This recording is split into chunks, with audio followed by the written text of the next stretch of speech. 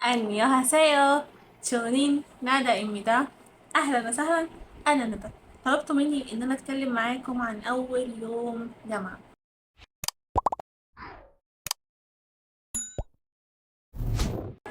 Let's go. تعال أقولك في الأول المسميات المختلفة في الجامعة عن باقي سنين الدراسة اللي أنت درستها. أول حاجة، مفيش حاجة اسمها فصل، اسمه هول أو مدرج. مفيش حاجة اسمها ديسك، اسمه بنش. مفيش حاجة اسمها حصة، اسمها ليكتشر أو محاضرة. مفيش حاجة اسمها واجب، عيب، انت كبرت، اسمه assignment.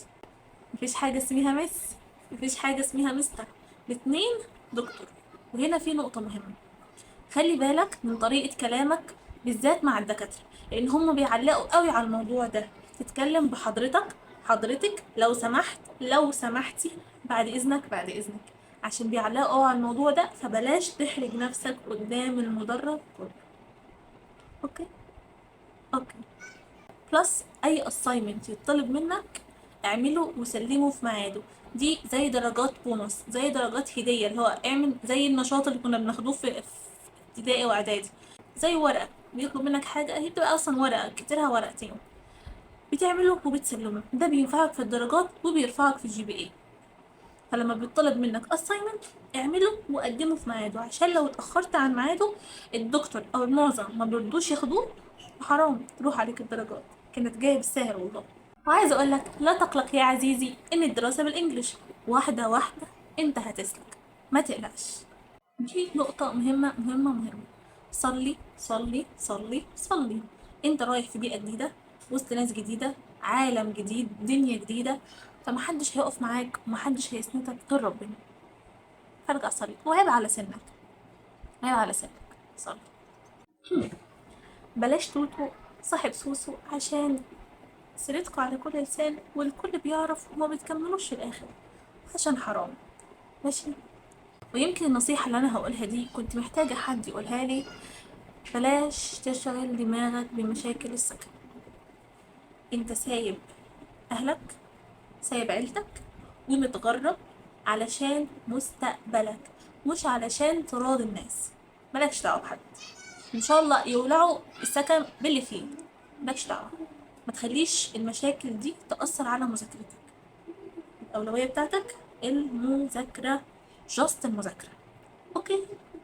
اوكي. يجي الواحد منكم في أول الدراسة يرزعوه كام كويز، وبالذات بقى لو دخل صيدلة، يرزعوه كام كويز، فيجي يقول ايه، يجيب طبعا درجات وحشة. شكلي أنا مش مناسب للكلية دي، لا الكلية دي صعبة، أنا مش هقدر عليها. جايب 2 من 5، جايب 1 من 5، 5 درجات ما عرفتش اجيبهم، لا انا احول احسن. والله يا ابني، ايه الدراما السوداء اللي انت عايش فيها دي؟ ايه الدراما السوداء اللي انت عايش فيها دي؟ كلنا في الاول كنا مكحرتين. طبيعي، دراسة جديدة، مواد جديدة، حاجات انت ما سمعتش عنها قبل كده.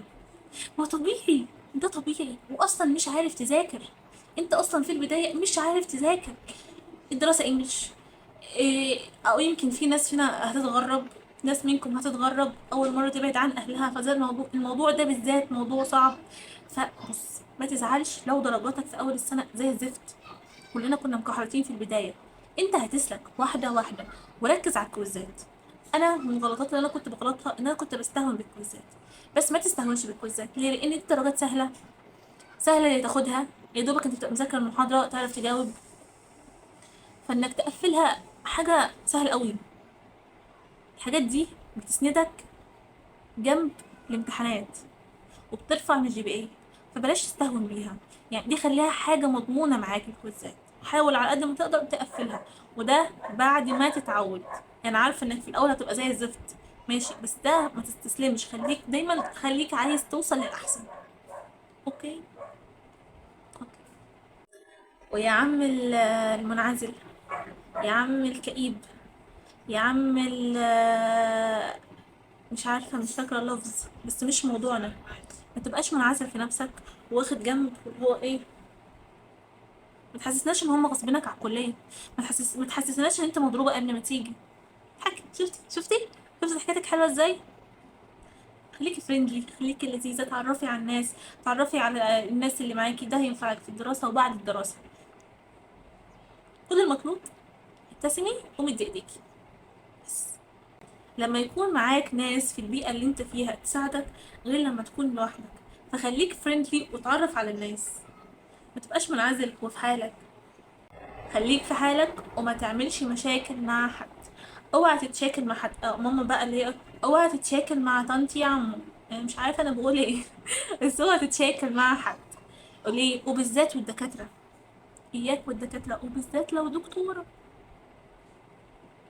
بالذات لو دكتوره. لو حد فيكم اتشاكل مع دكتوره، يعني المعظم انما رحم ربي، هتمينصكوا كلكم. يعني ايه هتمينصكوا؟ يعني هتنقصكوا في الدرجات. حلو. فبلاش تعملوا مشاكل، وبالذات مع الدكاترة، وبالذات مع لو كانت دكتورة بقى. احنا مفزلكين واحنا عارفين، تجنبونا بقى. اوكي. وانت رايح الجامعة بقى تاخد معاك ايه؟ لو انت من النوع اللي ورا الدكتور كل ما يقول كلمة، لو انت بتفهم وانت بتكتب اتس اوكي، خد معاك كشكولك واكتب زي ما انت عايز، على الاقل هيوفر عليك التلخيص بعد ما تروح. قشطة. لكن انا من النوع اللي ما بيعرفش يا اما يفهم، يركز ويفهم، يا اما يكتب، الاتنين مع بعض ما يجوش. فلو انت من النوع اللي بتفهم اتس اوكي، خد معاك كشكول وظبط حالك. لا، خد معاك نوت، ما تروحش مهوي، ما تروحش مهوي. خد معاك على الاقل نوتة صغيرة، مش هتاخد اي حاجة يا حبيبي في ايدك ولا في الشنطة، وقلم، يعني كده مش تاخد نوتة من غير قلم. هو بحيث انك تكتب اي سؤال الدكتور قال عليه مهم، اي نوعية اسئلة الدكتور قال ان الدكتور فلان بيحبها في الامتحان، كده يعني. فاهم؟ البنات الحلوين بقى، بلاش كاتنج، بلاش تشتري كاتنج، مش عشان حاجة، عشان الامن يا روحي. مش هيدخلك بيه، هيقولك معلش ممنوع الكاتنج، مش هينفع ادخلك، ارجعي تاني.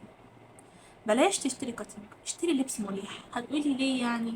اقولك يا حبيبتي لان اغلب ايامك هتكون من الساعة 9، بالذات لو انت صيدلة، هتكون من الساعة 9 للساعة 5، يعني هتتخللي.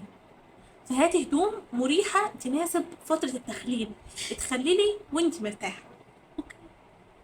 اوكي. واول نبي، معلش، في كلمة محشورة في زوري ممكن اقولها، انا كده كده هقولها. بلاش برفيوم، بلاش برفيوم. كلنا معترفين ان البرفيوم حرام. حضرتك بتجيلي مستحميه بازازه برفيوم ليه؟ احنا كل اللي طالبينه دش، ديودرنت، طلباتنا بسيطه. اوكي. عد كام اوكي كان في الفيديو مش عيب انك تقول لو سمحت يا دكتور معلش انا مش فاهم الجزئيه دي، ممكن تعيدها؟ مش عيب انك تقول لو سمحت يا دكتور ممكن بس توضح بالعربي؟ لو الدكتور عمال يرغي بالانجلش، انجلش ورا انجلش، طبعا انت مش فاهم وده طبيعي، ولا اللي جنبك فاهم على فكره، هو عمال يهز في راسه كده. على الاقل انت قلت لو سمحت وسالت، غيرك بيدعي لك لان هو كان عايز يسال نفس السؤال ويقول له يا دكتور معلش توضح، وكان مكسوف. فخد انت الخطوه وما تبقاش مكسوف. طول ما انت مش فاهم قول انا مش فاهم، عشان اللي جنبك برضه مش فاهمين بس عاملين فيها عبط. اوكي. ونقطة مهمة بقى، لو انت في كلية طبية وفيها بلطو، اوعى تحضر السكشن من غير البلطو، اوعى تروح السكشن من غير البلطو، عشان الدكتور مش هيدخلك، هيقولك روح اشحت بلطو يا حبيبي. هتمشي كده على المدرجات، بلطو لله يا محسنين، بلطو لله يا محسنين، السكشن هيفوتني، بلطو لله. فبلاش تروح طول ما انت وراك سكشن، اوعى تنسى البلطو. اوكي. البنات الحلوين، بنويت المقطقطين، الامامير، بلاش في الميك اب، احنا رايحين نتعلم مش رايحين نشقط عريس، خليك بالك. تمام. فتعالي حاطه ميك اب سامبل، حاطه ميك اب بسيط، حاجه بسيطه، كونسيلر يخفي هالاتك، مرطب او ليب جلاس او حاجه هنا على الشفايف، برضو تبقى ما تكونش احمر، مش احمر، حاجه بسيطه ما تكونش لافته، يعني حاجه سامبل، مش فول ميك اب، مش المنظر ده والنبي، بلاش المنظر ده. اوكي. وفي الأغلب أول يوم ما بيكونش في دراسة، بيكون عبارة عن يوم ترحيبي، حفلة، احنا كنا مشغلينها دي جي أصلا أول يوم. فأول يوم بيكون يوم ترحيبي، مبيكونش فيه أي دراسة. فهفن، اتصور زي ما انت عايز، البس البلطو بتاعك الجميل اللذيذ وتصور زي ما انت عايز. عايز تتصور مع الجامعة تصور مع البلطو، تصور مع كل شبر في الجامعة، براحتك، البلطو بتاعك والجامعة جامعتك وانت حر ومحدش ليه حاجة عندك. والنصيحة دي بالذات عايزة اعمل عليها هايلايت كتير قوي، عشان الموضوع ده بيعصبني. لو حد سألك، عشان الموضوع ده بيكون اكتر في البنات، لو حد سألك معلش عندك المحاضرة الفلانية عشان محضرتهاش، عندك كذا، عندك كذا، عندك كذا، ساعده. طول ما الموضوع معاك وقادر تساعده ساعده. كان الله في عون العبد ما كان العبد في عون أخيه. فبلاش الصفار ده والنبي واسلكوا. معلش عارفة ان الموضوع صعب وجيت على الجرح قوي، بس اسلكوا. ما تتأخرش على محاضراتك.